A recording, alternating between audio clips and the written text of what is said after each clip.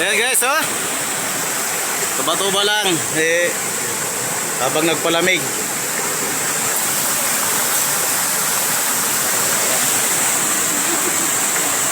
Guys. Pero. Hello. Yes. Ayun po mga idol.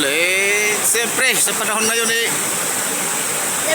galing pa lang ng bagyo at medyo mainit na rin yung mundo ng tao. Dito muna sa winaidining na ilog. Winaidining ng baha mga idol, oh. Tingnan nyo yan. Akalain mo ba hanggang doon yung